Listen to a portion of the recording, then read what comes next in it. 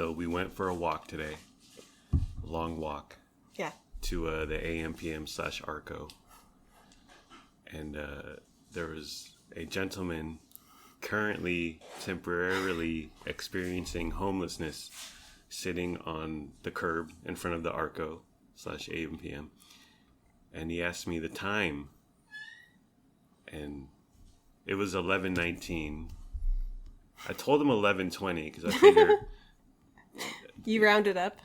Yeah. Well, I made the quick calculation that time isn't super duper important in his day, in his world, in his life, in his routine. So it was 11:19. I said 11:20, and I said it with a question mark because I was like, why is this gentleman who's currently / temporarily experiencing homelessness asking me the time? And then I thought,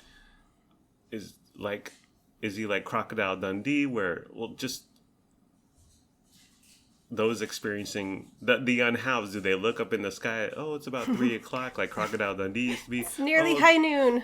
Right? The sun is nearly directly above me. It's 7 a.m. and I'm meeting my friend Daryl in front of the Carl's Jr. at 3:40. So I gotta start pushing my cart over there. He's gotta start his trek over to the other side of Jefferson Boulevard. I just wondered what how time plays into someone who is unhoused, and it boggles my mind. I need to know more. Then again, it is a holiday today, so maybe true. his day is wide open. Right? Does he take Labor Day off? How many steps does a person who is unhoused get a day? 50, 100, 10,000, 20,000? That's something I also wonder. And then I wonder sometimes when I see someone in front of the lawn, in front of the KFC, how long have they been there, and when do they decide to walk somewhere else, to mosey on somewhere else? So many questions. Yeah. So many questions, so few answers. But it was 11:19. I lied to him. What if that 1 minute made a whole difference You made him 1 minute late. in his life? And oop. Greetings, Internet. Welcome to But I'm Still a Good Person by Vince Nicholas. I'm Vince Nicholas. I'm joined by my sparkling wifey, Carolyn Nicholas. Hi. Hello, honey. Thank you for joining me at our dining room table for our little program here. Okay. So, Saturday. Today's Monday. It's Labor Day. Yes. On Saturday, we ate Jimboys and we saw Shang-Chi. Shang-Chi. Yeah, Shang-Chi. Not Shang-Chi. Yeah, that's how racist people pronounce it. Okay. Yeah. Or maybe they haven't seen the movie. That's how I used to pronounce it. Oh, well, the movie changed you, honey. You're woke now. You're practically a professor at a university. We saw Shang-Chi. We ate Jimboys, and so we're gonna review Jimboys. We're gonna review Shang-Chi, and I'm gonna do a mini review of Snake Eyes, the recently newish G.I. Joe movie. It's a good movie. Okay, so go see it. Is that your review? That's my review. Yeah, because I don't want to spend.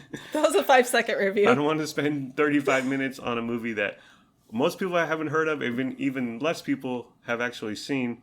But I enjoyed it. I was like, this is a good movie. And I head on over to Rotten Tomatoes, and it has a 37% from the critics. But from the audience, 75%. Yeah. Okay. The critics don't know what the heck they're talking about. Yeah. They're so pretentious. Yeah. They think everything has to be Academy Award or whatever, Oscar bait, whatever. I watched the last 5 or 10 minutes with you. I really enjoyed it. Yeah. I give it a thumbs up. It's good. And so what? So I knew the critics had ravaged and savaged it. And then so I was hesitant to watch it, but whatever. I threw it on. I dug it. I was into the whole thing. I was like, this is a good movie. So what I do is when I like a movie, I go to Rotten Tomatoes and I read the critics who bashed it. And I go, you son of a, you don't know anything. And then the opposite, when I like a movie, I go to Rotten Tomatoes and and I read the critics who bash it, and they go, "Oh yeah, those are good points," something like that. But yeah, G.I. Joe is good. Snake Eyes, G.I. Joe. Oh, by the way, Henry Golding is in it. Super cute. Hello. Beautiful, Beautiful man. Way more handsome than Shang-Chi. Okay, but don't bash Shang-Chi. Right. He's a cute little guy. He is good looking, but we'll get into that later because Yes, I have we a will. quote from him Okay. about internet trolls and how they were mean to him when he got cast. Okay, let's review Jimboys first. So we ate at Jimboys, and we saw the movie in downtown Commons, DOCO for short, in downtown Sacramento. They're right next to a door to each other. The Burger Lounge is right in between them. Theater, Burger Lounge, Jimboys on the other side. yeah, so we had a very short walk after the movie was over to get to our food. 2 doors down. And just a few notes before the meal. Just the ordering process. The app is slow. It's not a great app. It's not intuitive. They have combo plates, but they don't include the drink with the combo plate. I know. So the combo plate is $11-ish bucks, and then there's no drink, so you got to add a drink, and a large drink is $2.70. That's a lot of money for some soda. Jimboys is a bit pricey, definitely. It's not a Taco Bell or a Del Taco. Yeah. It's a step above like those fast food Mexican restaurants. Yeah. You like their fish taco. You've had it. I love their fish taco. It's to die for. Yeah. I've never had it, and I was hesitant to order it because when I get a fish taco, I like the fish to be fried. And their fish is grilled or broiled or whatever. Well, that surprises me also because you always tend to go towards the healthy option. Yeah. But I guess you're off track this weekend, off track. weren't you? We were living it up. We were Yeah. and you cook tilapia about once a week for us, and that's our healthy dinner. Yeah. You throw it in the toaster oven, and you season it well. It's enjoyable, but I want like Van de Kamp's, okay? I want like a fried experience, some batter. I want some crunch in there. So I steered away from their fish taco. But they are known for their ground beef taco. Their classic ground beef taco. Yeah. The classic ground beef taco, it's from their menu. Reading this from the menu. What we're famous for since 1954. Do they need an exclamation point there? I mean, okay. Chef griddled stone ground corn tortilla, cheese, lettuce, Parmesan dusted.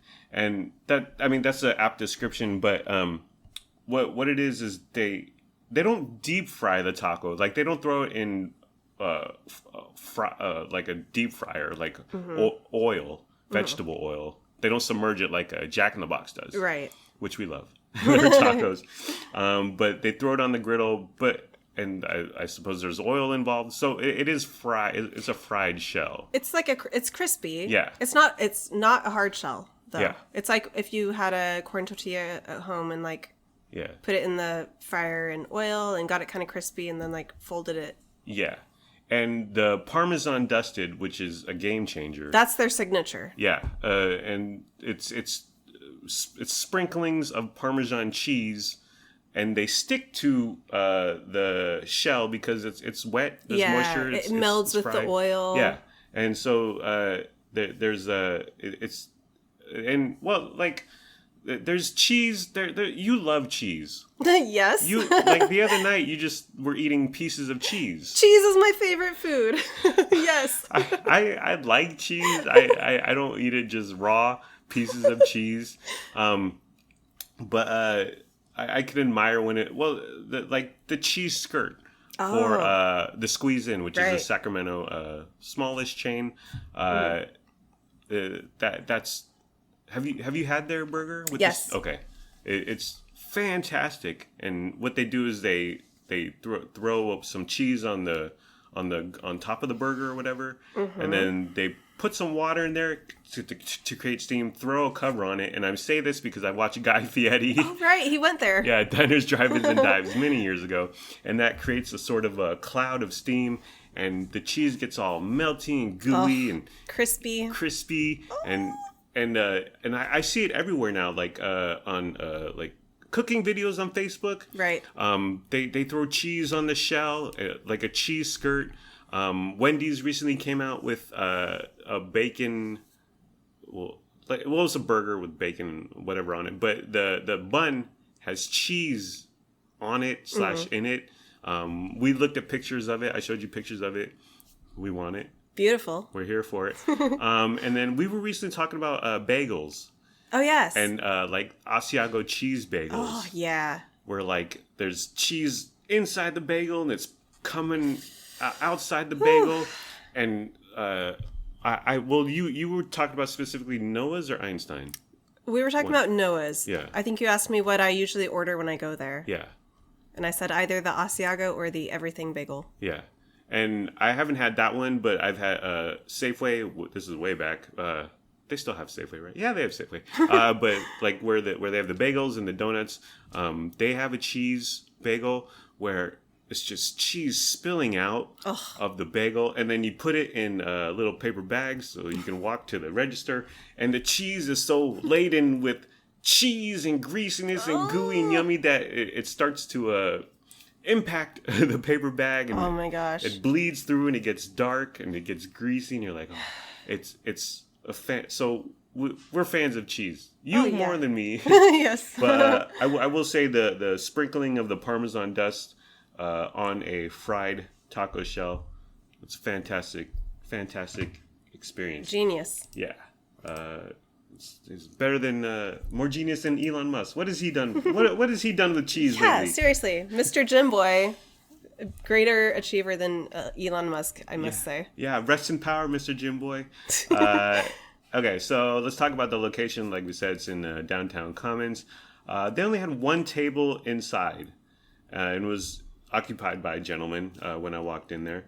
And I wondered, it's not a big space. You like poked your head in, right? Right. And I was like, well, let me get the food because I don't know what's really happening here. And you grabbed some seating outside.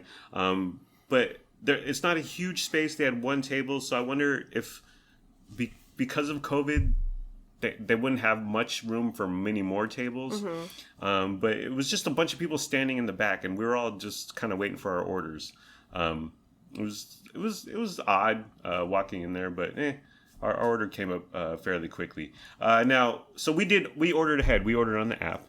And we go through the classic, when do we put our order in? Because the night before, we were adding stuff to our cart. We had to prepare at least 24 hours ahead of time. Right. And you can click order ahead, like, I want this prepared at Saturday at 3 p.m. Yeah, their app has what they give you the selection, what time do you want to put your order in? So it was like, we were trying to estimate what time the movie would get over, and so it was like 2:20 p.m., 3 o'clock p.m. Yeah, there was a huge gap. Yeah, like, there was 1:50, 2 o'clock, 2:10, 2:20, and then the next slot open was 3 o'clock. Yeah, so I think that must be like their lunch hour rush is ending, and then maybe they estimate there's going to be like a break in orders. Yeah, I don't know. And and Shang-Chi was ending a little after 2. Yeah. We saw it at 11:40 previews, and then there's Marvel credits. There's 9 million people working on a Marvel movie. And then you have to wait and see, is there a post-credit scene? Yeah. Well, you don't have to, but and we were putting in the order when the post-credit scene. Otherwise, I don't care about post-credit scene. I'm an adult, okay? I do. I want to move on with my life. I'm hungry. I've been sitting in this chair. I want to get outside, get into the sun. So we had our order ready the night before, and then we were like, well, should we put the order in? But then it's the classic, well, okay, we put the order in the night before. Jimboys employees show up at 10:30, 11, and this order is for 2:20. Do we make it at when we show up at 11 a.m.? Yeah. Do we make it at 1 p.m.? Do they even look? Do they even pay attention, or do they just say, "Oh, here's an order. We got it. Let's make this," and then who cares if it's sitting there for 3 hours? Yeah, that's the gamble you take when you're doing these online orders. Yeah, I don't know. And then even walking into the movie, which was around 11:30ish, we walked right by Jimboys, and I said, should we go in there and be like, hey, we're gonna put an order in, but can you wait till 2:10 to start prepping the order? But what happened is the credits started rolling. You can turn on your phones, everyone. Everyone calm down. So I hopped in Jimboy's app. Our order was still there, thank goodness. Because sometimes it deletes everything. Your cart doesn't save. But thankfully, our order was all there. I put in the order at about 2:13, and it was ready by 2:20. Again, it's 2 doors down. We got there super quick. I just had to go to the bathroom after Shang-Chi. And it was a huge order. It was nearly $50. Lots of stuff. Yikes. Yeah. And I put the order in at 2:13 for to be ready at 2:20. So I thought, Yes. are they going to hate us? Like, this giant order, we have 7 minutes. You have 7 minutes. Go. Are they going to be mad at us? Are they going to like spit in our food or Oh no. do something worse to our food? But it came out super fast. I'd say even a little before 2:20. It almost came out too fast. Yeah. But it was there were a few customers ahead of us, but they were taken care of while I was waiting, and our order came up. So it was a good experience. One thing I did see was there were 3 employees, and the female gal who was helping us out, prepping everything. She was like dealing with the trash.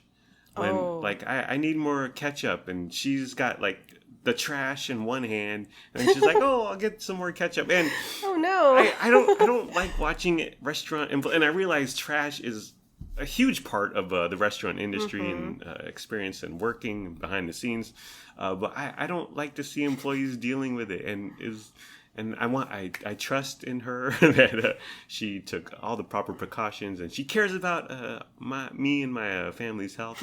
But it was just bad optics. Like she's dealing with the giant bag of trash, and you need another fork. Is your hand okay? Can you wash your hand? But yeah, we didn't die. We're still out here. We're still here. 24 hours later. We're still living.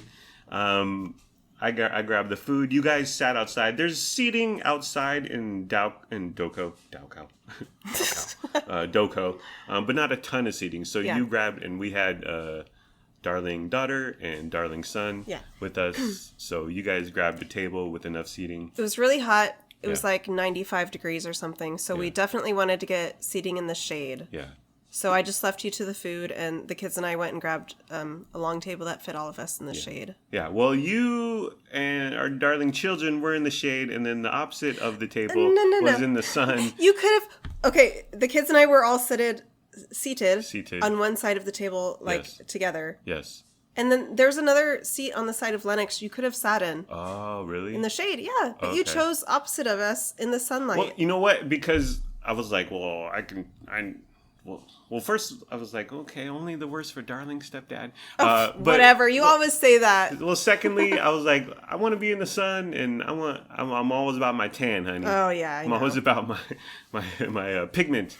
And so I was like, I can sit in the sun. But it was really hot. It was really hot. I know. And even though lunch didn't last very long, 20-ish minutes, I was like sweating like crazy by the end. I was sweating over in the shade. So I know you were super sweaty. Sweating. Okay. A few things about our order. Well, I'll read our order. It's quite plentiful. Brace yourselves. Here it goes. It's almost embarrassing. It was I got the combo plate. And you get 2 items. I got the ground beef taco, and my second item was a carnitas enchilada. We also got that cost $10.65. It also comes with the salad, rice, and beans. Next order, next item: queso fries for $4.50. Chips and guacamole for $3.95. 2 orders of French fries for $2.50 each. That was for daughter Luna Marie, and darling son Lennox Albert. An order of tortilla chips for $1.50. And then they have, like, you can order salsa in the app. So I just added 5, and it's free. Okay. So I just added 5 of them because I was like, well, I assume it's pico de gallo or some sort of salsa, and I like to dip and have sauce. So I ordered 5 of them. So there's 5 mild salsas, all free. We got none of them, but right. 2 large drinks for $2.70 each. I will give them credit; they had the fountain open. A lot of places during COVID, the fountain is closed, and you got to deal with. Can you fill this up for me? Or there's no refills. So it was quite pricey, quite costly. $2.70 for a large drink. but the fountain is open, so you can fill it up as much as you want. We got cream-filled churros for $3.85. And then your orders, honey, 1 ground beef taco for $2.65. 2 bean tacos for $2.35. And 1 bean burrito for Darling Daughter Lunar Marie for $3.45. For a total of $49.64. $50. Wait a second. Yeah. Did we get cream-filled churros? No. Okay. Yeah. They gave us normal, Correct. non-filled churros. Yeah. Okay. So there were errors. Mistakes were made. We didn't get any of the salsas. They didn't have a salsa bar. Right. It's closed because of COVID. Yeah. And because the table was a little bit from Jimboys, and I like came out with the food. I went back for our drinks. I came out with the drinks. And then I went back for, I think, ketchup or more napkins. And by the third time, I was like, I don't want to walk back and forth anymore. We don't have any salsas. We got but we had queso and guac. And sour cream. And sour cream, right. So we didn't have any salsas. Okay. I ordered the cream-filled churros. We got the non-cream-filled churros, the regular churros. But to make up for it, because they knew the mistake. Oh. They were like, we'll throw in some guac and sour cream. Oh, wait. I thought that was because of the taquitos. No. We didn't get taquitos. I thought we were... Okay. No. All right. And then last thing is they gave us 1 fork and 1 knife. And there was a lot going on, a lot of food. We could have used 2 forks and knives or 4 forks and knives. I kept asking you, can I use your fork? Yeah. And again, I was like tired of going back and forth. It was really hot. And my family made me sit in the scalding sun. You chose to sit in the sun. Okay. But so there were errors, but they weren't deal breakers. So, honey, let's get to the food. You got 2 bean tacos and 1 ground beef taco. Thoughts, feelings, comments, reflections. Jimboys is one of my favorite restaurants. Yes. I love their tacos are great. I usually either get the beef taco or the bean taco and then a bean burrito. Mm-hmm. So like those are my standards. They're delicious. Yeah. Love them. Yeah. I just put some taco sauce on them. Yeah. Excellent. Yeah. I didn't have any taco sauce. But they didn't give us a bunch of taco sauce. We had enough. We have a couple in our fridge right now, a couple packets. But so you liked them? Yeah, love them. Do you prefer the bean taco or the ground beef taco? Ground beef. Ground beef, okay. So why'd you order 2 bean tacos, lover, and 1 ground beef? I try to eat less meat, okay. And I try to be more something. Healthy-ish? Something. I don't know. More conscious. Right. Well, on all tacos, they fry the shell and they dust Parmesan cheese. The calorie difference is, it's like 20 or 30 calorie difference. So the beans aren't much more quote unquote healthy. Yeah. Yeah. But I just try, I try not to eat a ton of meat. Yeah. So I did 1 meat, 2 beans. Yeah. Luna's like no meat. You're a little meat. Yes. I don't care. I'm a meat eater. I'm a real man. Excuse me. Okay. So, the ground beef taco, honey, 1 to 10. 10. 10. I got my combination plate. I'll start with that. The rice is good. So it's the typical styrofoam fast food container thing. They got the big space, the big portion on the bottom, and then 2 little corners for a smaller portion of whatever. The beans was in one of them, and they were fine. I'm not really into beans, but they were fine beans. They were refried beans, but you can get whole. That's something I learned. Oh, right. Yeah. I got refried, whatever. The rice was good. They put the rice in the big portion of the plate, and then they threw my taco and enchilada on the rice. I dug that. The salad was good, but there was very little of it because it's a small little corner. Yeah. And like there was some green dressing on there. Oh. I was like, oh, this is cool. But then there wasn't much underneath that. And there wasn't a ton of salad, but I was like, I want more salad dressing. I wanted more, I just wanted more salad. And they do offer salads. Something I like that they do on their combo plates is in the little corner where the beans are, they put one singular tortilla chip and they dip it in. Yeah. Just like aesthetically, like visually, it's a cute little thing that they do. That's fun. Yeah, it made me think of when you order pizza and they put that little 3-pronged table in the middle of the little pizza. table. Yeah. So the box doesn't crush? Yeah, that was cute. That was fun. I like that you mentioned that. The salad, it was fine, but I needed more dressing, and I just wanted more salad. Let's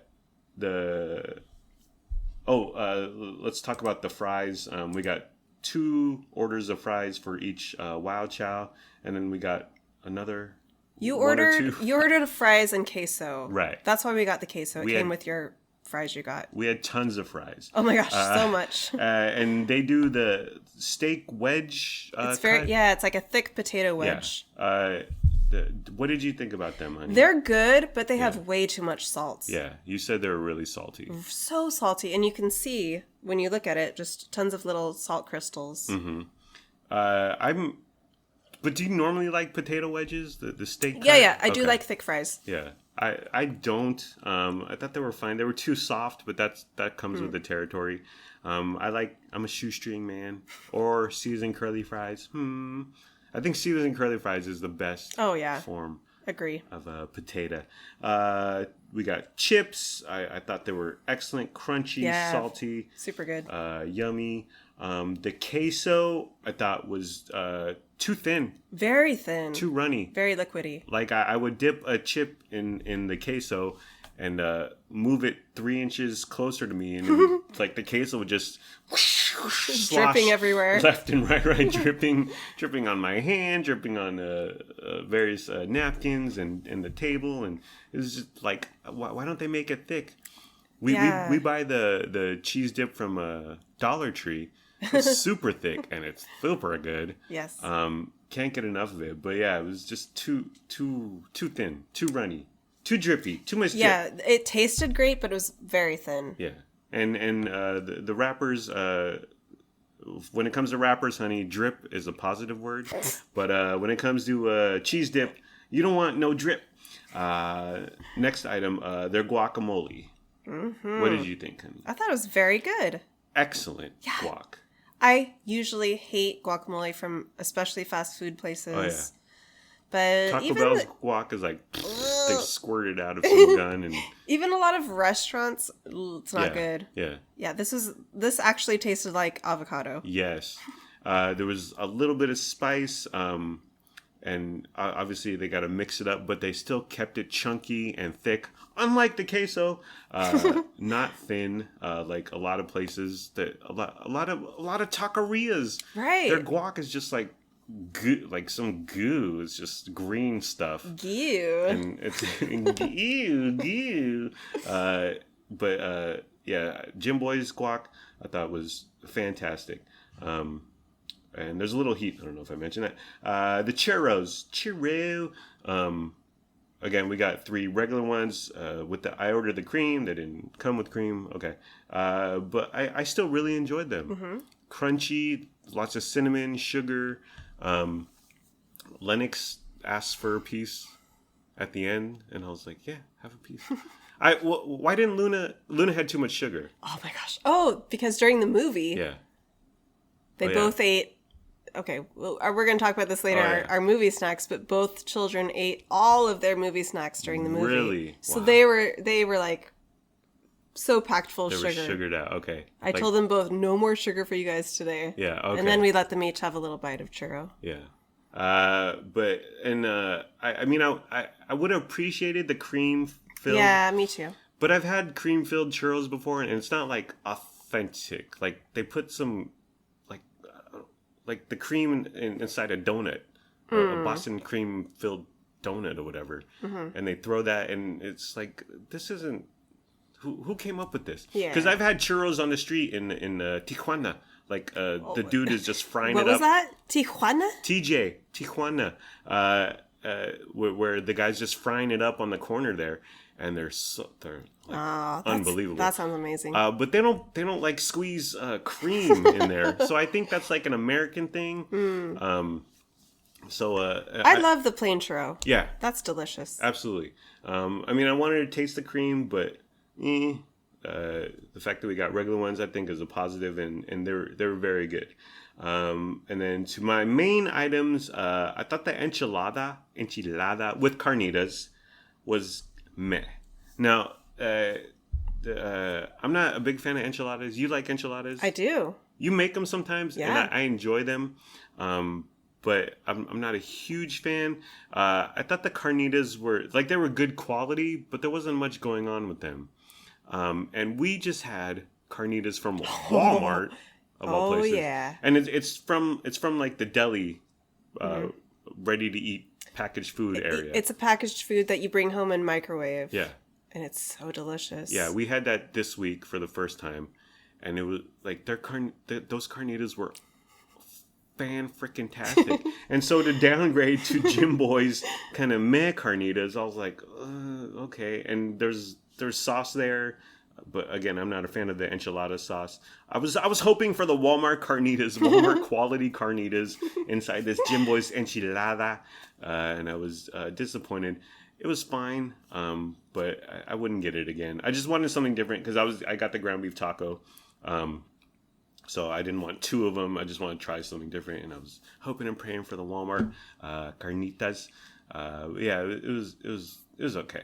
And then the ground beef taco, I thought was just excellent. Like, I was taking a bite, and then like grease started coming out of the other end. That orange nectar. Oh yeah. And I was like, oh, this is so good. It's so good. It's simple, but it's fantastic. I loved it. I wouldn't give it a 10 out of 10, though, honey. What? But I'll go with a 9. Okay. Yeah. Next time I'll get 2 of them. All right. So that was Jimboys. And oop. What did we watch? Oh yeah, Shang-Chi. And oop. Okay. The Shang-Chi. And the Legend of the Ten Rings. Thank you for Was that correct? Yeah, I think so. I was like, I don't want to have to Google it. Shang-Chi. We watched that before Jimboys. Okay. So we like going to movies. We're a movie, but we don't go to a ton of movies. Like even when pre-COVID, we'd go to more than 5, less than 10 movies a year. Yeah. We dig it, but it's not like it's more of an event. Like the next movie we were going to see was Top Gun, which is November, which has been delayed. Yeah. To 2022. So should we head on down to the Scientology Center, honey, and start protesting? Like, release Top Gun 2, release Top Gun 2, and free Shelly Miscavige. And oop. Well, they're relentless. They're mean people. They're vindictive, honey. I know, we'll get like a cease and desist letter in the mail. You see what Leah Remini's going through. Okay. Shang-Chi. The trailers. I thought they were fine. I never watched one single trailer. Yeah. I had no idea what I was getting into. I knew nothing. All I knew was that this had a really high rating on Rotten Tomatoes. Yeah. And our favorite movie YouTuber, John Campia, has seen it 6 times in the theater. Right. To me, like, I watch the trailers, but especially action movies, they all look cool. They all look good. Trailers are, like, when we go to the movies and there's the previews, every single trailer looks amazing. Yeah. They work their magic with those. So you never know if it's really going to be a good movie or not. Right. With action movies, 2 seconds of punching here, 3 seconds of explosions there, a line like, I am come to get my vengeance. And some some really like haunting, exciting music. Yeah.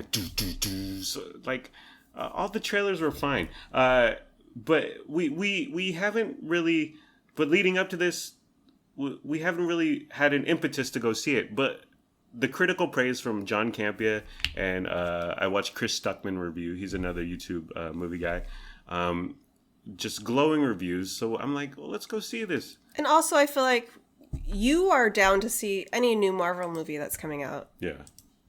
Although a lot of them we wait until we can watch it at home. Yeah, like with Marvel, I think like I'm kind of like the hipster on happy endings. I'm just over it. We watched the most recent Black Widow at home. It's fine. I thought it was really good. It was really good. It was between good and really good. But on the other hand, perfectly happy to have watched it at home and not paid to see it in the theater. Right.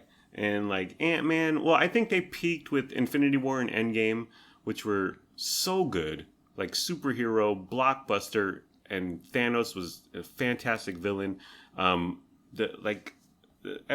Everything since then is kind of a come down. The TV shows, I thought Loki sucked. WandaVision was different. And I loved WandaVision. Cool. It was good, but I wouldn't pay.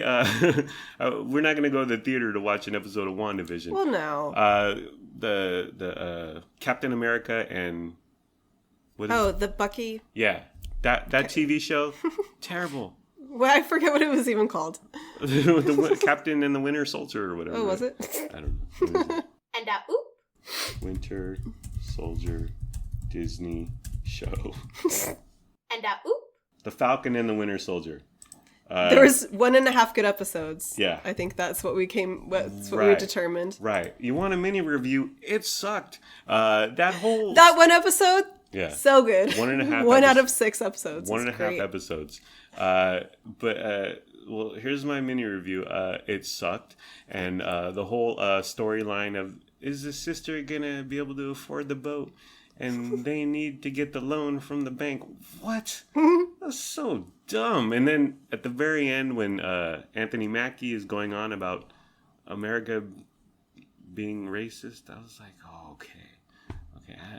I don't. This isn't Honey? a Marvel experience. Yes. Where is the lie? A premium Marvel experience. Okay. That is a different topic. But for that kind of stuff to bleed into superheroes blowing each other up and punching each other. You don't want any story or depth. Right. Just give us the action. Right. And if you do story in depth, go with WandaVision, where it's so just out of the blue and unexpected and cool and different and unique. WandaVision was fantastic. Yeah. I have to say, I loved it beginning to end. Yeah, we appreciated it. So I thought, like, The Legend of the Ten Rings, just that title's dumb. Who cares about like Infinity Stones and 10 rings? I hate when any movie title goes on, like, keep it to 3 words or less. We don't need, like, a title and then a colon and then like a 10-word post summary title. Yeah. Epilogue no. prologue. like wow us with the trailer and then keep the title short and simple. But I just thought it sounded dumb. Like, okay, is he proposing to 10 women? Is that what's happening here? Darling Daughter Luna Marie, we're still talking about before the movie. She thought Shang-Chi was Doctor Strange's Asian homeboy. And we were like, okay, Benedict Cumberbatch, yes. Doctor Strange, yes. his little sidekick, that rotund Asian man. Yeah. So Luna said, "Isn't he the guy who this movie's about?" Isn't he Shang-Chi? And we were like, no. First of all us Asians don't look alike, Luna Marie. Okay. And second of all, they're not going to give a giant $1 billion franchise to an older rotund Asian gentleman like that guy. But he actually, spoiler, he was in the movie for a little. Yeah, he shows up. Yeah. So Marvel, at this point in my life, it's cool on our TV. Like, the movies. And Endgame and Infinity War are rare exceptions, but you talk about Ant-Man, I don't care. I barely care about Ant-Man. And if I happen to watch it on the TV, that's where I'm going to watch it. Just not really digging the superhero thing. And a lot of it is because their fights are just dumb. Like, they shoot lasers at each other and they punch each other really hard and then they punch each other harder. And I'm just like... Shang-Chi was different. Yeah. Well, Shang-Chi. I'm sorry. Yeah. I said Shang. Yeah. Like a white girl. Well, you're going to get canceled right now. Okay. I'm gonna hop on Twitter and unearth anti-Semitic tweets from 2008. Well, that's what's great about Shang-Chi. It's different. It's hand-to-hand combat. And there's some fantastical Yeah. rings and there's lasers. Yeah, and there's CGI and fantasy magical right. elements. But a lot of it is practical, hand to hand, and choreography, fight choreography, and that is so cool. The fight scenes were excellent. Yeah. They were so awesome. And yeah, the choreography of the fighting was so great. The very first fight scene of the entire movie between a woman and a man, gorgeous. It was so beautiful. It reminded me of the fight scenes from Crouching Tiger, Hidden Dragon. Yeah. Just very, like, kind of a mixture of dance and fighting. Yeah. They were beautiful. And just close-ups of their face in the middle of this battle, and slow motion, and it makes me want to make a circle in the dirt with my foot and move my hands like yonder. So let's talk about the day of. Okay, we went to Dollar Tree before because I refused to pay $4 for a box of candy that you can get for $1 at the Dollar Tree. Yeah, so I brought my little backpack so we could stuff all of our snacks into it. Right. And Luna, before when we were planning all this, like it was Ocean's 11 over here. We're like, we're gonna buy candy and sneak it in the back. And Luna was like, "Is this illegal?" And I said, "Don't ask questions. You want answers. Don't want answers to snitches get stitches, Luna Marie." And as I imparted my wise stepdad wisdom the other day to Lennox Albert, which I stole from Al Bundy from Married with Children, I said, "Lennox, it's only cheating if you get caught." Okay, so you made eggs for the kids for their breakfast. Luna felt sick from these eggs, and Lennox had the exact eggs, right? And he was fine. Yeah. And so what do you do for a sick child? You take him to Dollar Tree and let him get 2 boxes of candy. We're parents of the year over here, honey. So Luna got a box of Nerds and some Pop Rocks. Len got some Sour Patch Kids and some peanut butter M&Ms. Their candy was noisy. Oh my goodness. Like in the theater, in the middle of the movie. So I was like, shh, wait until it's a scene where everybody's loud and there's no dialogue. Right. You got to time it. Yes. Because like she would put the Nerds and all the Nerds would like like slide down like a avalanche or whatever on a mountain, and like they were making a lot of noise with their candy. Mm-hmm. One positive is that we were in the very back row, so there wasn't a ton of people around us. There were some people on the sides, but distanced and whatever. But yeah, they were making noises, and I had to look over a few times, like Luna. See, so Luna and Lennox were making noises. Yeah. But then they were better after I told them. I was like, shh, wait until it's a loud scene. And they were like, okay. Luna Marie said something. She said on the way over there, she wants to watch the old trailer. Like she wanted to watch the old trailer at the movie theater. Oh, for the movie old. M. Night Shyamalan movie, Old? Yeah. And I'm like, we've already seen It's already out. the trailer for Old on a movie theater. And it's on YouTube, and we can watch it 50 times here at home. So I didn't understand. You want to see it on the big screen, okay? Again, the trailer, the Again. 2-minute trailer. Yes. At Dollar Tree, we needed beverages. Now, okay, so you got us 3 bottles of water. Yeah. And they were refrigerated, so they were cold. Now, one separation, where we diverge in our love, honey, in our marriage, in our lives. You, Lennox, and Luna claim to not care about temperature of beverages and fruits. And I'm like, I want things cold. I want my apples cold. I want my water cold. So when we were in Dollar Tree and you were grabbing refrigerated bottles that were $1 each, and I was like, well, they're selling 6 bottles for $1 over here, but they're warm. And then you said, but these are cold. So you wanted cold beverages. Yes. Why the change? What's the difference? I don't have an answer for you right now. I'm not sure, but I will research this further. Well, because like sometimes I'll fill up the Brita, and then Luna will go get a drink quickly thereafter. And I'll be like, "Oh, Luna, I just filled it up." And she looks at me like I'm from Mars. Like, because she doesn't care about if the water is cold, warm, boiling hot, whatever. Well, I don't know about that. I was like, okay, well, you guys want cold water now. Have we been living a lie? What else are you hiding, honey? Okay, our tickets were they were like $8 each. It was total $41, $7 in fees, convenience fees. Wow, $1.75 what a each. scam. Yeah, and normally we walk to Doco, like we park in Old Sac, West Sac, and we walk to Doco. It's like a mile, maybe a little bit more than that. Normally we walk to avoid these fees.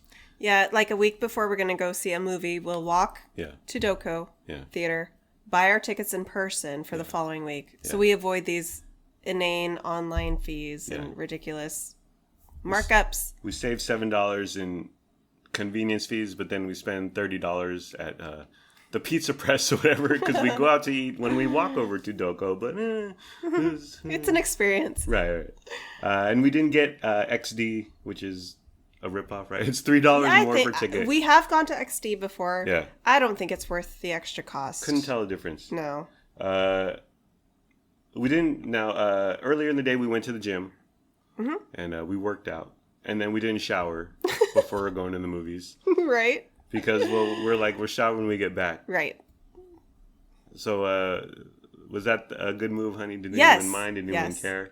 We did not stink. I can vouch for us both. Okay. We didn't stink. We were planning on shower.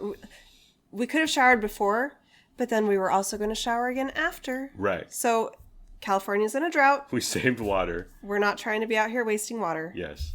We did the right thing. Good. Now, we parked in a parking garage at Downtown Commons. You parked poorly next to a Mustang. Whatever.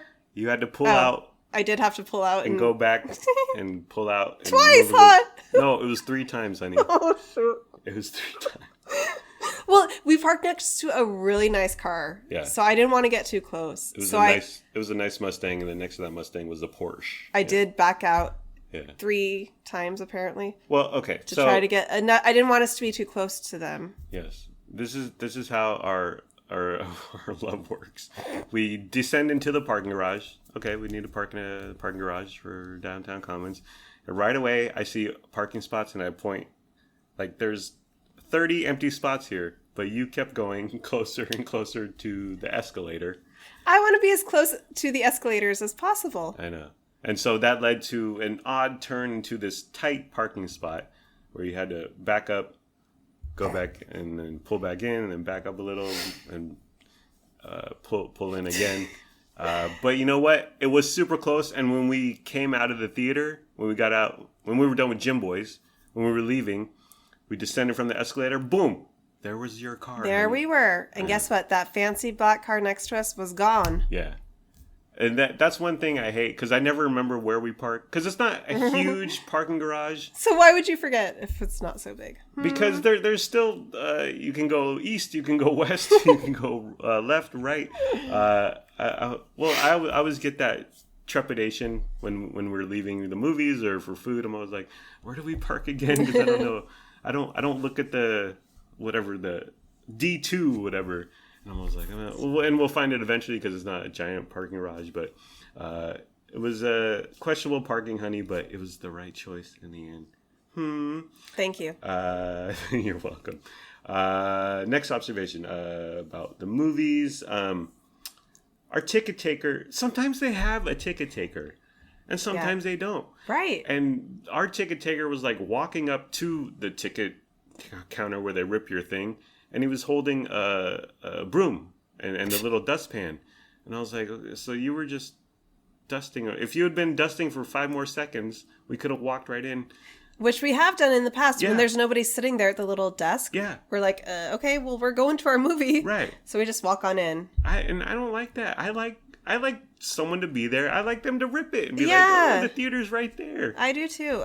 I like that experience. either have someone there or don't have I someone feel there. like a criminal if I just walk in without getting my ticket ripped. Yeah. Well, you know what? I feel like an idiot. I was like, oh, we didn't have to buy tickets. We could just walked in. It wasn't a sold out show. If we just grabbed a crappy seat on the, like, in the front on the right, we could have saved $48, honey. Wow. I bet people do that. Oh, sure. I bet people do that. It brings back fond memories of when I would hang out way back when I was a young man, and Grandpa Curtis would take us to the movies, and we would just sneak into movies all day. Did Kurt know you were doing that? He encouraged it. What? We would remember when you used to look at showtimes in the newspaper, honey? Yeah. And we'd be like, okay, Top Gun is starting at 2. That should go till about 4, and then Total Recall is starting at 3:45. So we'll miss the beginning a little of Total Recall, but then we'll go to this movie and that movie. Would you guys go do it like a double feature, or would Kurt take you and say, "Okay, I'm going here. You guys go see whatever"? Yeah, the latter. And Wow. and sometimes it was just like, meet back here at 7 p.m. and we would walk into the theater at 11 a.m. and it was like, meet back here at 7 p.m. And so we would see 20 minutes of this movie and 40 minutes of that movie What? and 10 minutes of this movie. And, this is boring. Let's leave. Curtis. That was a simpler time. What's the statute of limitations? So we sat in the back row. So we bought our tickets on Tuesday, I want to say. Tuesday or Wednesday. And we like sort of the back seating area in the middle. Yeah. Those were already taken. So it was either like the far right side, the far left side, or the very, very back row. And I'm talking about like there's all the seats, and then there's disabled seating where they have just a couple seats and tons of space for wheelchairs or whatever. And then our row. And then a wall behind us. A wall behind us. What did you... Because that's my first time sitting that far back. I was not even aware of it as Yeah. the movie was playing. Yeah. It was completely fine, good view. Yeah. It was great. I was aware of it when Maria Menounos was on there talking The about whatever. preview Yeah. crap I was that like, they play on the screens. Yeah. I was like, oh, I don't really like... I mean, in the end, I would like to be a little closer because it's like 6, 8, 10 feet closer. Yeah. But, well, and our theater was one of the smaller theaters. It's not one of the gigantic ones. But it was a good experience. We didn't really... When they turn out the lights and Simu Liu's up there chopping away, whatever. Hiya! It wasn't a big deal. You wore your mask up for a little bit. I had my mask over my entire nose, mouth for a long time. And then I sort of realized it like a third way through the movie. Yeah. And then I thought, this isn't necessary. So I took it off. I looked over and your mask was above your nose, and I was like, okay, we're doing this now, honey. But yeah, you did pull it down. And then there was a loud laugher or loud laughers kind of near us. One woman in particular to the right of us was very loud. And Shang-Chi, there's a lot of comedy in there. I laughed out loud a lot myself. Lots of funny. And she laughed out loud. And I just thought, like, what are we at a live taping of Home Improvement over here? Like, is this in front of a studio audience? She was loud. She's loud. But there were a decent amount of people there, and the stuff was funny. So it wasn't too jarring. Let's talk about the trailers. Jackass was a trailer. Yeah, Jackass. You want to see this? Whatever. Maybe, yeah. You want to see this? Sure. Let's watch it at home. Yeah. Well, let's not pay to go see it in the theater. I was watching it and I was like, now that there's YouTube and there's pranks galore, which I don't really dig anymore. And I really like Jackass. Used to really like Jackass. I did too. Yeah. Yep. But now that there's YouTube and there's all this kind of nonsense is happening all the time on the internet, so Jackass just isn't as special. It's not unique like it used to be. Yeah. But I still like the personalities of these guys, and now they're older, which is kind of funny. They're like kind of graying hair. Yeah. They're getting older. Yeah. So that's kind of... I don't care about YouTube pranksters. Me neither. But I am still sort of interested in this group of guys, because it's the same guys that have been doing it for so long. Yeah. I would like to watch this, but again at home maybe after it comes out. On the TV, yeah.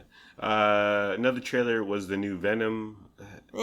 I never saw the first one. I can't even tell you if I saw the first. I thought it was a good trailer. I have no interest in watching the movie. I just hate his voice. It's so stupid. Oh wow, you're good at that. Thank you. The next trailer was the Serena Williams and Venus Williams biography, but it's called King Richard. Why is it called King Richard? Who's that? That's the dad's name. Richard? Yeah. Oh. So is it his story or is it the girl's story? I think it's all three. But well, that's what I'm confused with. Like, it has Serena. I mean, it's not. These are actresses. It has Venus, but I think it focuses on him. Probably. I mean, raising his kids. It's Will Smith. Yeah, yeah. And Will Smith is going gray. Yeah, he's getting older. Yeah, and that makes me think that I'm getting old. I don't like it. I know. Reboot the Fresh Prince, Will. Yeah. Well, I think it focuses on him and raising. And I wonder. You know what? Now that I think, I wonder if Serena is okay with this movie. I should hope so. And Venus, have they licensed their name or given the green light? Yeah. Another TV movie. Again, yeah, I'm interested in the story. The trailer was really good. Yeah. So I'd like to see it. Yeah. And then last trailer was West Side Story. West Side! Directed by Steven Spielberg, of all people. Remake of the old West Side Story musical, and we're both, and the kids too liked the musical, or the trailer. So yeah, we should go see this. Yeah. Well, I've always admired musicals, but it's hard being a man and admitting you like musicals. Oh, is it? Yes. Oh, honey. It's in this world of masculinity, honey, and machoism. It's hard to say you like musicals, and so I've cowered in the corner. But I've always admired musicals. But with you, like, we watched musicals, like we loved In the Heights, Schmigadoon. We dug. You had us watch Newsies, and I enjoyed that. So like, I'm really into musicals now. I appreciate them on a whole nother level. And West Side Story looks fantastic. The trailer looks really good. Yeah. And then, so yeah, that's a definite thumbs up. Okay. Let's get to Shang-Chi. Sorry. I'm sorry. Don't cancel me. That was your right half talking. Oh, dear. Let's get to the movie. Let's get to what's really important, honey. Is Simu Liu attractive? The man who played Shang-Chi. Now, when he was cast, this is from Men's Health. He did an interview with Men's Health after he was cast as Shang-Chi. And I'm citing CIT, honey, ING. I'm citing this from the interview. Liu says following his casting, quote, "I got a ton of trolls. They'd leave comments on my page like, 'Your face looks like a dog's anus. You don't deserve this role.'" What do we think of it? Is Simu Liu an attractive man, honey? Let's get to brass tacks here. I think he is. Yeah. He's not a super hot. He's not Henry Golding. He's not smoking. Yeah. We all can't Henry be... Golding is so cute. Yeah. We all can't be Henry Golding. We all can't be Liam Hemsworth. Chris Hemsworth. We all can't be Captain America. What's his name? Chris Evans. But Simu Liu... He's attractive. Yeah. Yes, he's a good-looking guy. So this Men's Health, being this quote-unquote reporter with internet access, reporting on someone else who had internet access who said his face, Simu's face looks like a dog's anus. You're block that guy, honey. Delete. Yes. Report him. Yeah. For harassment to Twitter and Instagram. I would say I saw him on Jimmy Kimmel, Simu Liu promoting this movie. You throw a polo shirt on him, you clean him up, comb his hair. He's a good looking dude. Yeah, he was good looking in the movie, like in his little various outfits, and when he was costume, topless fighting. Oh yeah, he's built. He looks got good some shirtless. Muscles. Yeah, and I would say in the movie that he plays kind of like a slacker dude, like kind of in San Francisco, and I haven't really found my calling, or I'm a valet parker or whatever. And so they didn't glam him up as as when I saw him on Jimmy Kimmel Live, and he was wearing like a tan brown jacket that was that wasn't very attractive, but I think he's a decent looking dude. I think so too. We all can't be Robert Downey Jr. We all can't be Chris Evans, but you know what? He's better than the guy that plays the Hulk. I don't find him attractive. Oh yeah, at all. what's his name? Paul. No. Mark Ruffalo. Mark Ruffalo. Blech. Yeah. Yes. Mark Ruffalo. I'm gonna go on Mark Ruffalo's Instagram and be like, "You look like a dog's anus." And the last note on this very important, shallow, superficial matter. Tell Luna what. Tell people what Darling Daughter said before we watched. We were driving to the movie, Yes. and Luna says to me, "You're gonna think he's cute because he's Asian, huh?" Yeah. And I was like, "Maybe." Yeah. You have a type, honey. Is that what you're saying? Okay. So let's get to the movie. So I have many thoughts, notes, ideas, hot takes. Do you want to give a general impression, honey? Yeah, let's start with that, and then let's break it down, shall we? Okay. Overall, excellent. Yeah. Thoroughly entertaining. I enjoyed it, beginning to end. Totally. I'm really glad we went and saw it in the theater with the kids and as a 4-person family. Yes. You say beginning to end, even the final battle. I thought it was a bit long. That's my only Yeah. criticism. I thought it could have been edited down. Yeah. 15-ish minutes. Yeah. Yeah. We talked to your brother Cameron yesterday, and he said right when it was over, I wanted to watch it again. And I was like, no. It's good, but I don't think there's a ton of rewatchability. I would, if we were just at home hanging out, Yeah. I would totally be happy if you put it on. I'd watch it again. Yeah. Up until the final battle, and then I'd be like, okay, that's the end of the movie. Let's move on with our lives. Okay. So I have many sentences here that I wrote. I have internet access, and I wrote these sentences on Google Docs. And just feel free to chime in, react, honey. Do your thing. Okay, it starts out. Disappointed Asian mom with high expectations for her children. I feel seen. Whoa. Okay. Triggered. I'm triggered. Okay. I'm still shaking from the experience. As the kids on TikTok say, "It me." That rung close to home. The 10 rings. They're bracelets. Okay. Like they wear them on their wrist. They're not rings. They're rings that go around your wrist. Yeah. Well, then that's a bracelet. Where does a bracelet? So should it be Shang-Chi and the Legend of the 10 Bracelets? Well, see, that doesn't have the same ring to it. But why did Thanos? Why didn't they put rings on their fingers? Those weren't rings. Those were like in his knuckles or like on his. Yeah. Oh, he had that like arm Yeah. brace thing. But why didn't they have rings on the finger? They're called rings. Make them rings. What's the big deal? He could. You want him to have rings on his fingers? Yeah. No. They're called rings. That would like hurt your knuckles when you were punching stuff and whatnot. Well, you could. They could turn into like brass knuckles or something. I don't know. They're bracelets. They're not rings. It bothered me. It's still bothering me. A hula I won't hoop is be a able to- ring. A hula hoop is a ring. That's true. Okay. A funyun is a ring. But well, they're rings for Andre the Giant. Rest in power. Okay.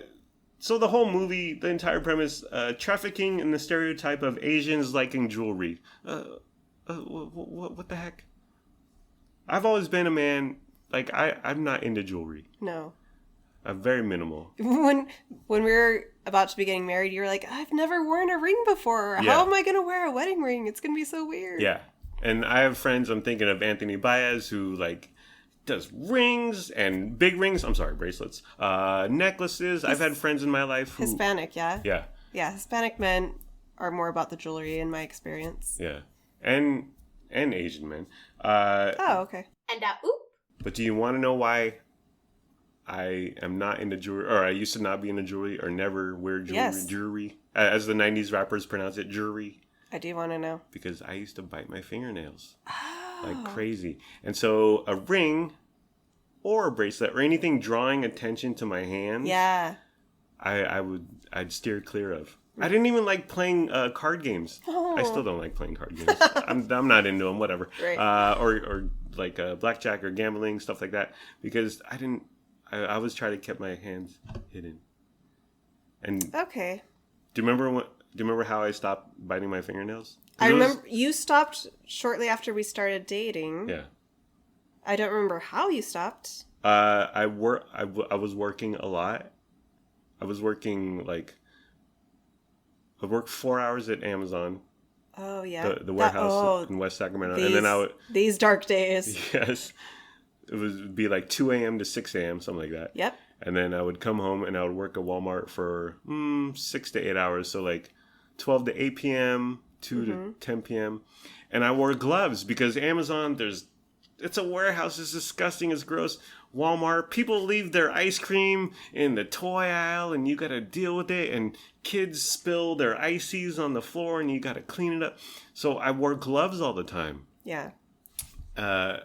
And so I didn't have access to my fingernails. You wore gloves all the time, and then you would come home and basically just go to bed and sleep so you could get up for work at 2 a.m. the next day. Yeah. So you didn't have a lot of just downtime chilling at home on the couch. That was the other factor. I had no time. I had zero time for myself to do anything.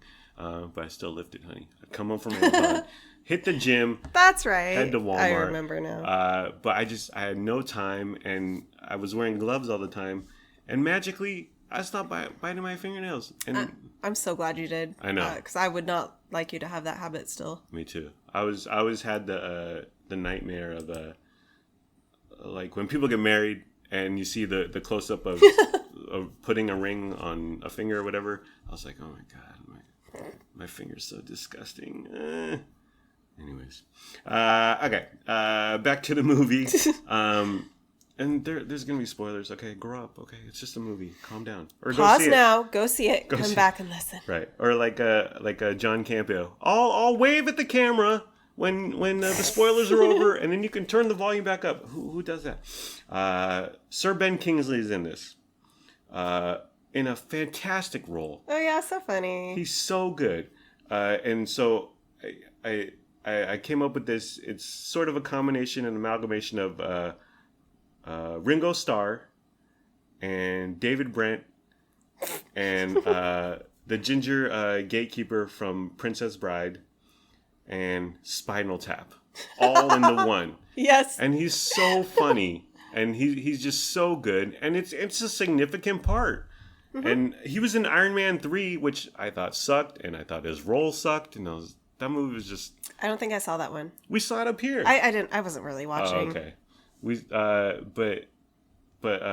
So him coming into Shang-Chi and playing a big role, I thought was fantastic. Sir Ben Kingsley, if you will.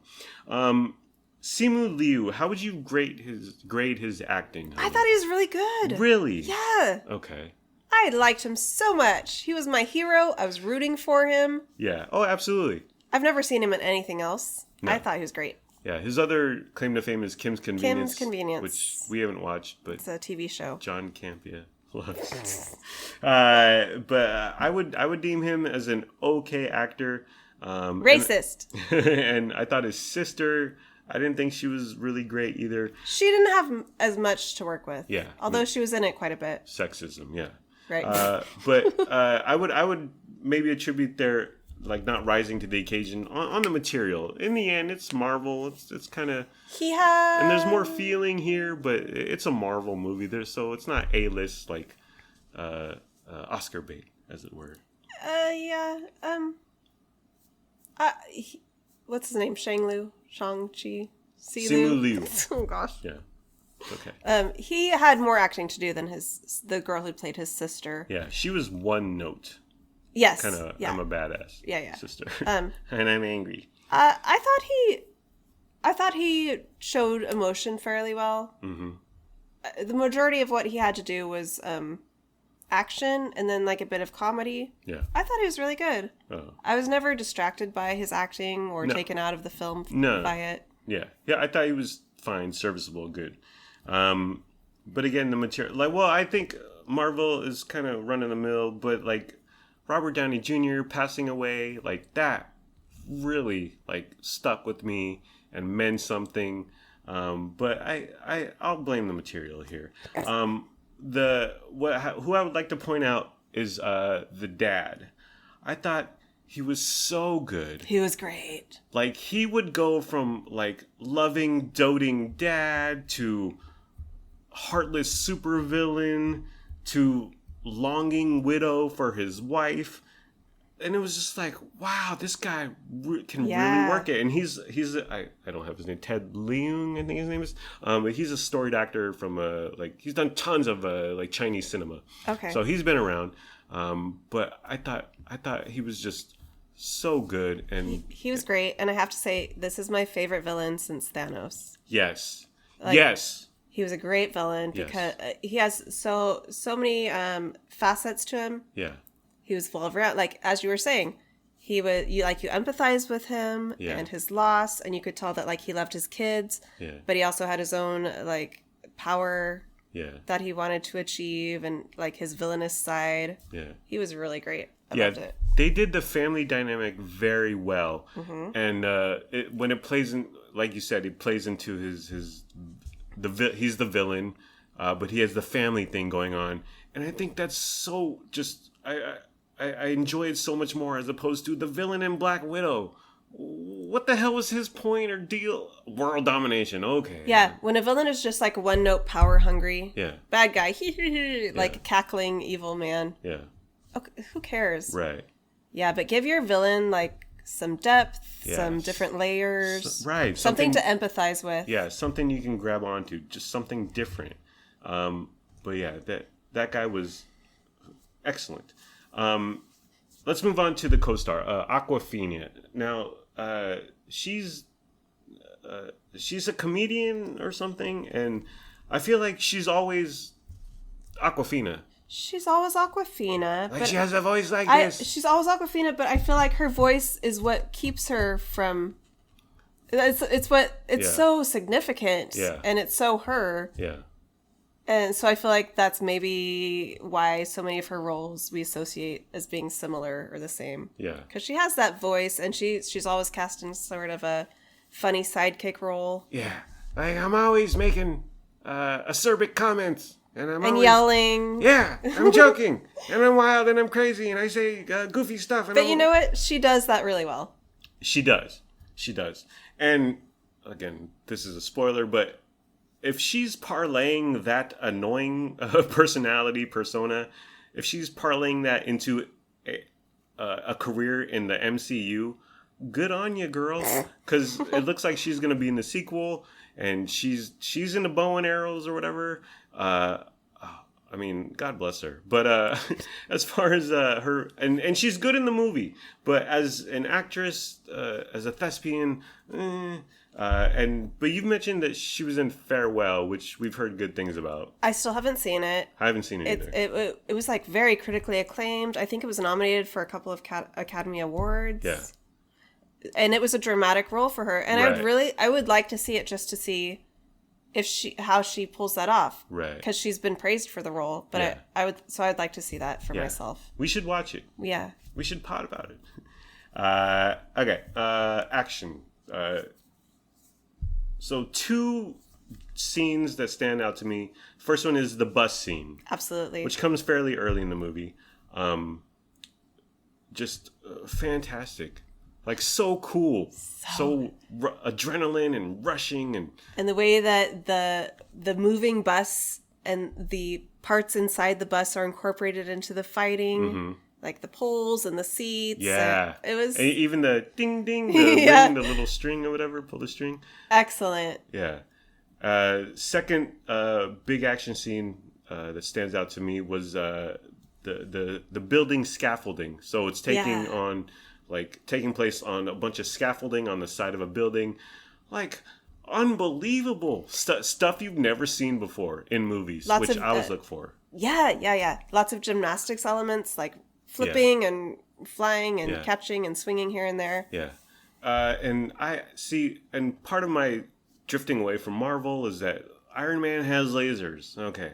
And then Thanos has lasers. And Captain Marvel has lasers, and they shoot each other. And then there's Thor and Hulk fighting, and they punch each other. And then they punch each other a little harder. And it's just, who cares? Absolutely. But this hand-to-hand combat, and listen, there's camera tricks, there's editing nonsense happening, there's CGI going on in these fight scenes. There's trickery, there's malarkey happening, but it looks really good and really cool, really practical. It's not a bunch of lasers. There's some CGI there, but overall, it's just so much more entertaining to watch. Like, there was work put into this, and rehearsal and choreographing. I think the main stunt guy, you mentioned Crouching Tiger. The main stunt guy also worked on Matrix, and there's definitely hints of Matrix, just hand-to-hand combat. A couple moves that were just straight up copied from some parts of the Matrix, but I was there for it. Loved it. So much just different than the stupid Marvel nonsense that we're so used to nowadays. It was captivating. It was engaging. It was so exciting. Yeah. I enjoyed it so much. Yeah. Next point, the comedy. Super funny. I laughed out loud throughout this whole movie. Yeah. And I don't laugh out loud a lot in movies. Yeah. I will chuckle here and there, but I was like out loud laughing. Yeah. It was super funny. I wanted to point out one bit when they were on the airplane, and they're kind of going back and forth with the stewardess, flight attendant, whatever. Like it was about, would you like the beef dish? We're out of the beef dish, and I'm not doing it justice, obviously, but when it was happening, and it's 30, 45 seconds. When it was happening, I was like, this is not advancing the story in any way. The plot, you're not really learning much about the characters, but it's a funny bit. And so you talk about editing, and 30, 45 seconds, 1 minute is very important in a movie. Like, things end up on the cutting room floor, things get cut out. You hear about actors, oh yeah, I was in that movie, and then they just dropped me. They cut me out of the movie. So to leave this bit about beef and airlines and food that was about a minute long, that did nothing for the story. I was like, I really enjoyed that. And I did too. I admired it. It was, again, something different. Something you don't see in your typical Marvel. Yes. I kept forgetting that this was a Marvel movie. Until, spoiler alert. What? Whenever that guy from Doctor Strange, he showed up a couple times. Yeah, the rotund Asian man. Post-credit scene tied in the Marvel connection. Yeah. But I kept thinking, like, this is just its own standalone thing. Yeah. You don't have to see any other Marvel movies. This has nothing to do with any others. Right. It kind of ties it in at the end. Yeah, it mentions Iron Man, and then Ben Kingsley was in Iron Man 3. And yeah, the old... Benedict Cumberbatch's Doctor Strange's friend is in there, but yeah, it's standalone, and it's a fantastic origin movie. You mentioned the beginning, the fight scene between Tony Leung, I hope I'm pronouncing that right, and his wife, the woman, the mom, Shang's mom. But yeah, it was just beautiful. It was gorgeous. It was lots of Crouching Tiger homage influence, but it was like close-ups of their faces, and they're like smirking in the middle of this fight, and then lots of leaves and nature swirling about, and just beautiful visually, aesthetically, just. You're just like, wow, this is really pretty. Now, this comes very early in the movie. Yeah. And I thought, well, this is cool, but I hope not every single fight scene has slow motion zoom-ins of Shang-Li and Awkwafina's face.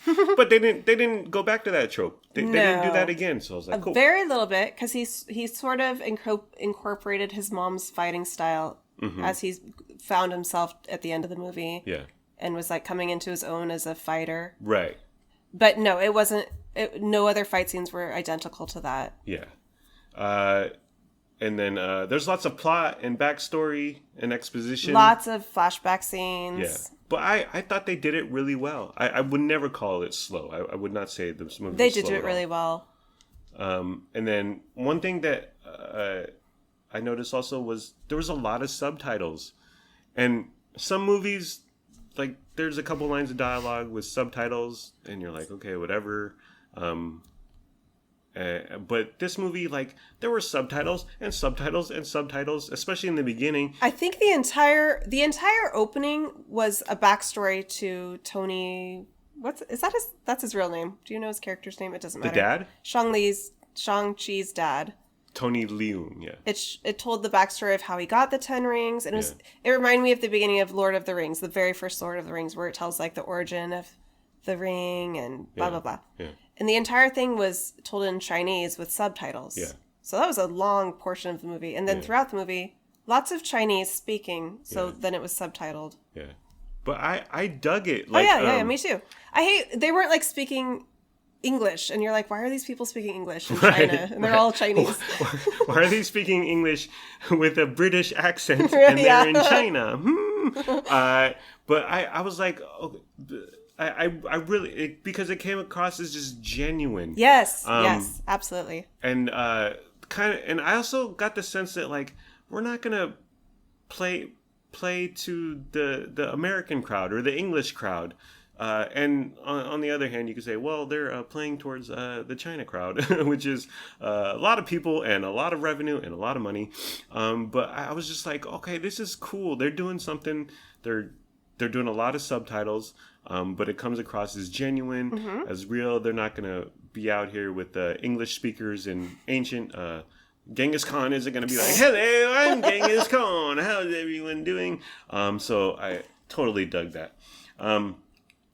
Next point, and I'm the last person to bring this up, and I knew this going in, obviously, but I remember when I first saw Black Panther in the theater, I remember coming out saying, okay, it was a good movie, but I was really taken, like, that cast is mostly African American. Andy Serkis is in there. What's up, Gollum? Okay, and then the short guy from The Office, Martin Freeman. Oh yeah. And I was like, I remember coming out of the theater and saying, that was something, like, the cast, mostly African American, and it was just something different and refreshing, and for lack of a better word, it matters. It visually, to young black kids, to older black people, it on some level, I think it's important. And I'm older now, and I knew this going in, and I already had that sense that this is going to be Asian people, but I thought this is something good, like, for small Asian kids who were watching this movie, like, I mean, I hope they're not like, I could be a superhero or I could star in a Marvel movie, because that probably won't happen, but it does matter. It does matter, like, having people who weren't traditionally cast in a superhero movie. Yeah. Chadwick Boseman, rest in power. Okay, 10 years ago, that movie wouldn't have come out. 10 years ago, this movie wouldn't have come out. But it does mean something, and if it makes a difference in Asian people's lives, old people saying, "Oh, I'm glad we finally made it," or we're out there, or young Asian kids who are looking up to it and saying, "Oh, that's me on screen. I could be somebody. I matter. I'm visually part of the MCU or pop culture or America." I just think that's very significant, and so I like that they were representing the Asian crowd. And like I said in the very beginning, that was my mom. That is my mom. and it takes place in the beginning. It takes place in San Francisco. Yeah. Like gathering around, eating Chinese food or whatever. You get a scene with the mom and the brother and the grandma all sitting around eating and chatting. Yeah, and it made me think. And I lived in San Francisco for a time, and they did that well. Like the apartment with the picture lining, it was just all done very well, and it matters on some level. And you can debate, what does it make a huge difference? Probably not, but it's something cool. It's something that I admire and I enjoy. Okay, let's talk about the end. I just thought it was just nonsense. The final battle scene. I thought I thought it. Okay, go ahead. Well, one thing is that one thing I did like was the final battle scene between two groups. There was about 100 people on this side and 100 people on that side, and I thought about Avengers Endgame when there's like 10,000 Avengers and affiliated Avenger friends, and then Thanos has 10,000 bad guys, and they're gonna run into each other and swing swords at each other for 6 hours. But this, I was like, okay, there's about 75 people over here and 75 people. So I was like, okay, this is cool. I like it. Small time. Something I liked about this entire movie was that it felt more small scale. Yeah. And the villain was related, like very closely related, father and son, to the hero. Yes. The sister was involved. Right. It was like a family drama at the core of it. Yeah. And their internal struggles. Yeah. And then, like you're saying, the final battles came down to two somewhat small groups when it comes to like two like armies fighting. It was like West Side Story, would you say, honey? Yes, yeah. I would. I liked that. Yeah. It engages me more. It makes it feel more down to earth. Yeah. But I thought the ending, and spoiler alert, monsters come into play. Well, and it's sort of Godzilla versus Kong. This monster can destroy this, and this monster can bite into that. It did get to that point. And like, as it kept, like, one thing would happen in the finale, and then it would, like, go to the next level, and then it would escalate even further. Yeah. So I kept saying, oh, now this is happening. And then a bigger monster would come. I was like, oh, okay, we're going here. Right. Okay, we're going even further. This isn't concluding yet. Okay, we gotta make it bigger and scarier. Yeah. And after whatever, hour and a half, hour 45 of hand-to-hand combat, lots of practical, like Christopher Nolan doesn't get all bogged down by stupid Phantom Menace cartoon special effects, that you resort to a couple giant, what were they, Loch Ness monster thingies or whatever. Dragons? Yeah, flying through each other and kind of biting each other and eating other humans. It was just like, this is dumb, and it's not what the movie was for the majority of the time.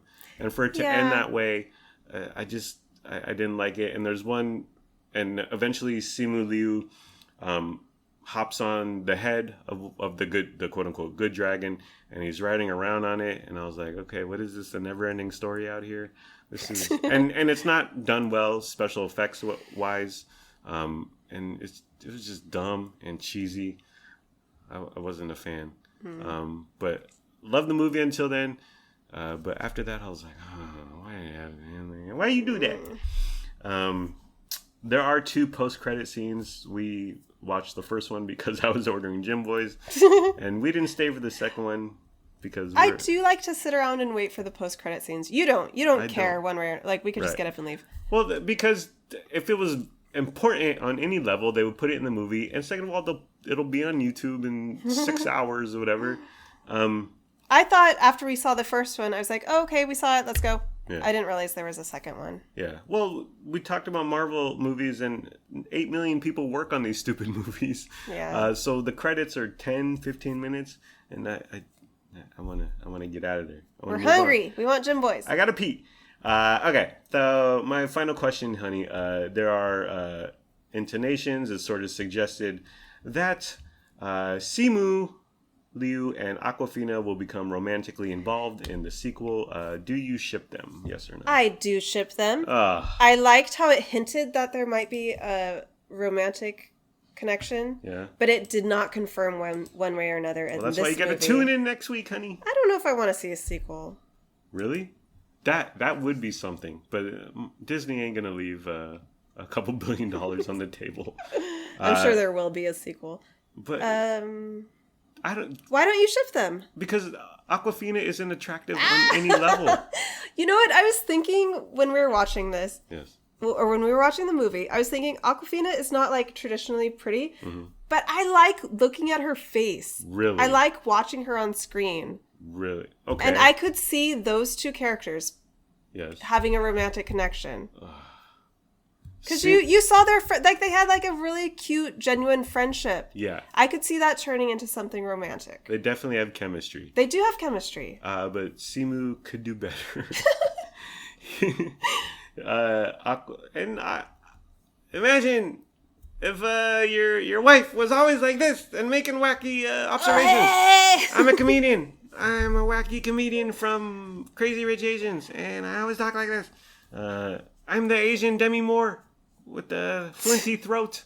Oh gosh. I don't know. Well, one, he's better looking than her, and Yes. two, you don't want your superheroes romantical, do you? Whatever. Aren't they all romantically involved?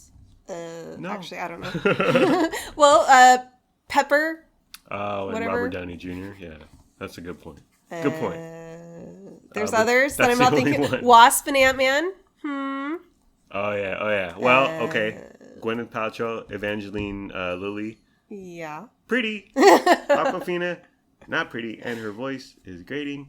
But yeah, look for that in the sequel if you want. I don't know. Alrighty, that's the end of the program. It's been fun, but not really. Let's all try a little harder next time. Like, comment, subscribe, follow, review, and rate, or don't. Do whatever you want. You're a grown-up. Make your own decisions. Do what's best for your family. Please be sure to use our promo code for BetterHelp.com. We don't have a promo code for BetterHelp.com. Goodbye. I love you. We love you. We hope you have a good day today and tomorrow. And sure, I may have said that I'm physically attracted to Henry Golding, but I'm still a good person, and we're still good people.